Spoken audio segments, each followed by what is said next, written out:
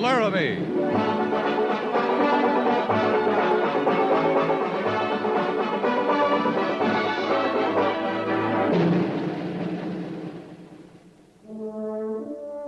Fort Laramie, starring Raymond Burr as Captain Lee Quince.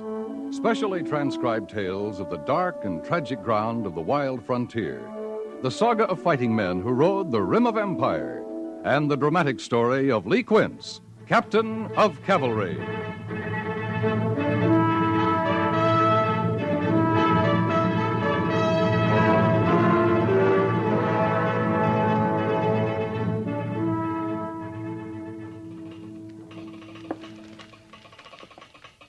Oh, it's from Jim Lack at the Oglala Agency, Captain. Asking us to stay away? That's what he usually wants. Well, this time he's asking for help. Claims he's about to have an uprising on his hands. Well, the way he parcels out the food, the Sioux haven't got the strength for an uprising. Oh, here. You read it. All the troops you can spare, huh? Black must be scared stiff.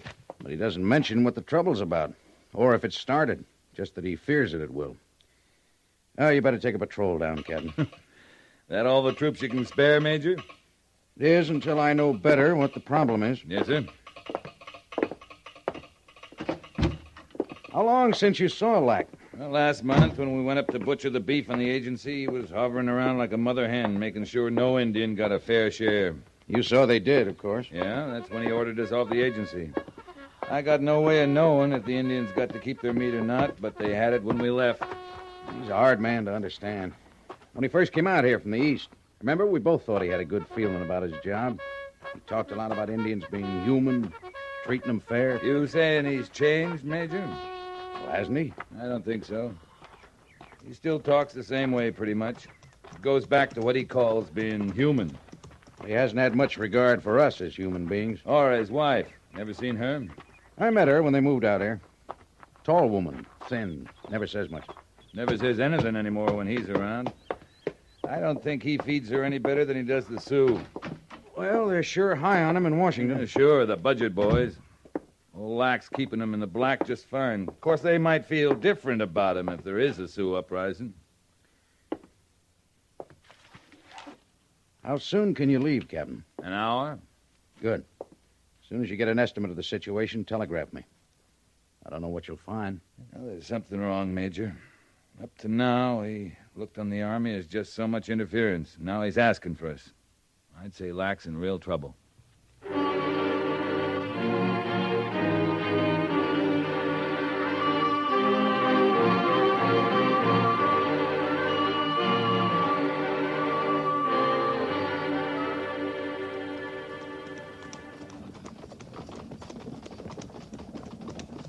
Looks like we got a delegation ahead, sir. At least they're waiting for us, not charging out to meet us.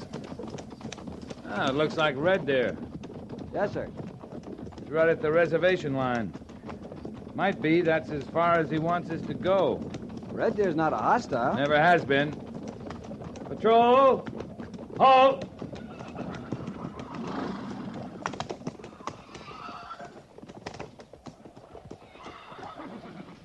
Greetings, Red Deer. Greetings, Captain. You do not come our way in long time. I was here last month. You were off hunting. Hunting no good. Red deer no longer find good hunting grounds. Too much white man. Oh, sorry to hear that. Many moons ago, you tell Red Deer white man leave reservation to Indian. That's right. Indian to have fine hunting ground, good lodges, plenty food. Now lodges no shelter for squaw and papoose. Old, many holes in walls. Bring wind and snow against us. No good food. Now no hunting ground. You powwow with Mr. Lack? No good. Red Deer go make talk. Lack he not listen. If Red Deer talk, Lack he take food away. Make less. Not good. That why you rode out from the agency to meet me, Red Deer? Lack no like army to come. When army come, bad for Indians. We've never bothered you, Red Deer. Not you. But when army come, Lack get mad. When Lack mad, bad for Indians. Is there new trouble on the agency? No trouble. You sure? No trouble. Good. Now, suppose you ride back to the agency with us. You give hunting grounds back. All right, what's happened to them? White men take all over, dig in rocks, make big holes. Game all run. No good hunting. Miners? Dig in rock, make big hole. Sometimes. Not good for hunting ground. No, not good. All right, Red Deer, ride back with us. We'll make powwow with Mr. Lack. No trouble? No trouble. Then come.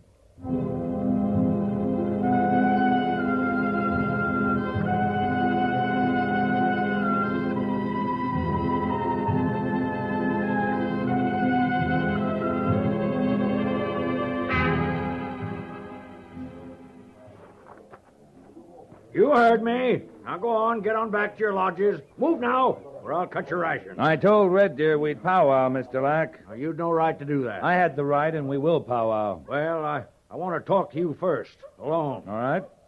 Red Deer, go to your lodge and see your braves go to theirs. No powwow. Later. You have my word. No cut ration. No. Then Red Deer go. If you had to deal with them every day, you'd sing a different tune, Captain Quince. I'd have to live with them every day to know that. You can powwow yourself half crazy and get nowhere. I came at your request. I asked for troops, not a patrol. If you need troops, you'll get them. Well, come on inside. You never know who's listening around here. Mm-hmm. Better have your men stand guard. Over what? Over us. They'll see we're free to talk, Mr. Lack. All right.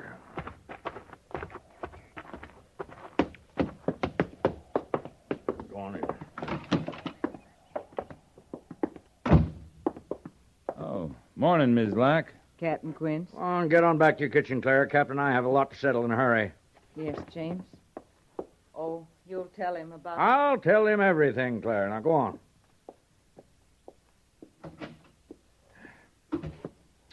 There, you can sit if you want to. Yeah, thanks. Well, first things first. You'll telegraph Major Daggett immediately for reinforcements. I'd say we'll need at least 150 men, full supply of arms and ammunition, and, of course, whatever food the Army will require. I can't be expected to feed the Army on agency food. I think the search should begin right away, and after then You want to slow down a little? You wait till you've been through it as long as I have, Captain.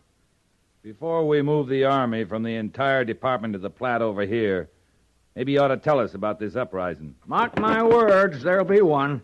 We don't nip it in the bud. You want a drink? No, thanks. Well, they've been growing sullen, without cause, mind you, for the last few days. I've cut their rations each time there's been a disturbance. Disturbance? What kind? Oh, delegations, committees, I guess they are. Why? Every time I look up, 2 or 3 chiefs are waiting on my front stoop with some new grievance. Well, these grievances. They're what you're calling a disturbance? That's what they are. I was thinking more like a demonstration of some kind. I think that's next on their list. Why? Because of the guns. Now that they're armed, I say we can expect shooting trouble any day. You know they got guns? Of course I know it. That's why I called for the Army. I want you to disarm them first, and after Where'd that... they get the guns? Oh, Captain, you're the most obstinate man I've ever encountered. I'm head of this agency. It should be enough for you that I say they have guns. But it isn't enough. Yes, I can see that. When this agency was established, it was agreed that the Braves could keep their guns if they were hunters. That was before my time, Captain. I'd never have agreed to that. No, but the Army agreed to it, Mr. Lack. All right. Then you may as well know I changed all that. Shortly after I came here, I was quick to see that no good could come of savages under my control having guns. You took them away. For disciplinary reasons, yes. What happened to their hunting? Well, what hunting they're willing to do, there's lazy as sin, you know. I figured they could do with bows and arrows. Now, look, the Sioux are traditional hunters. They're not lazy about it if they got hunting grounds. They've got hunting grounds by treaty. Red Deer says the miners scare the game off. Well, I can't keep miners out of here. That's not my job. It's the Army's job. We'll run them out. I'm not interested in miners. I'm interested in the Indians having guns. So am I. Now, ever since I took them away, I've kept their guns in one of the supply stores under lock and key. You can be sure of that. Well, yesterday, the lock was broken and the guns were gone. They took their own guns back. That was yesterday morning. I found them gone. That's when I telegraphed the major. Well, last evening, I found some of my own rifles gone. Now, I say they're spoiling for something, Captain. Might be you're right, Mr. I know I'm right. And I don't mind telling you, it frightens me. It should. I've always been able to handle agency affairs by myself. I've done a good job of it, too, if I do say so. But when savages start arming against me, I don't mind admitting I need help. I'll start a search going for the guns right away, Mr. Lack. Well, good. But you better get some ideas about helping yourself, too. Well, in what way? And the way you look on humanity, Mr. Lack. Agency Indians got the right to enough food, proper living quarters, and hunting grounds. I abide by the letter, Captain. We'll start our search. See what we come up with. Naturally, I'll want to help you any way I can. That'd be by staying right here, Mr. Lack. Let us do the searching. Our way.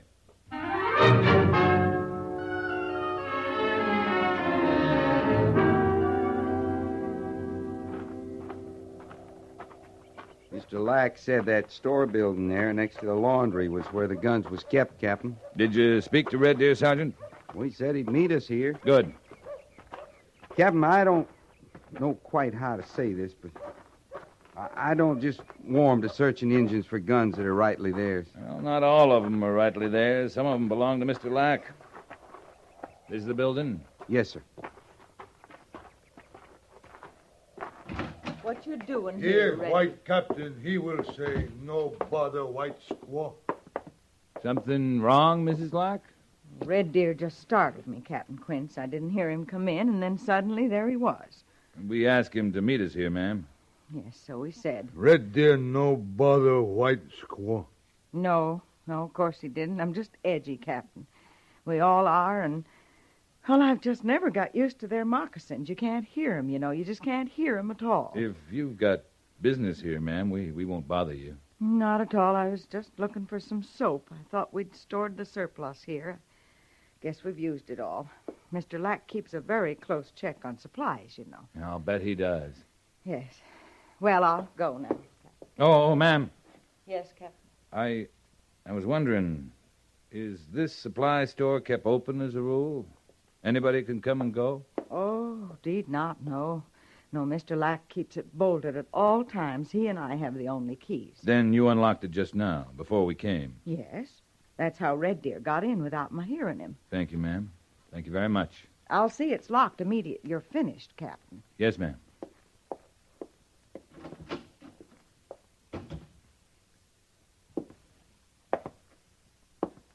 This cabinet, Red Deer.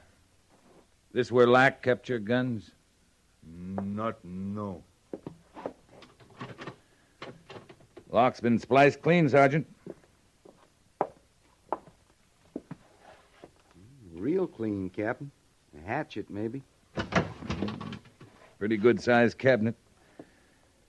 How many guns did it hold, Red Deer? Not know. Red Deer not know about guns. They were your own guns once. Maybe you figured you had the right to them. Many rights once belonged to Red Deer and people. No more. You hate Lack, don't you, Red Deer? Red Deer come. Make power with Captain. Captain say talk about hunting grounds. Not guns. Not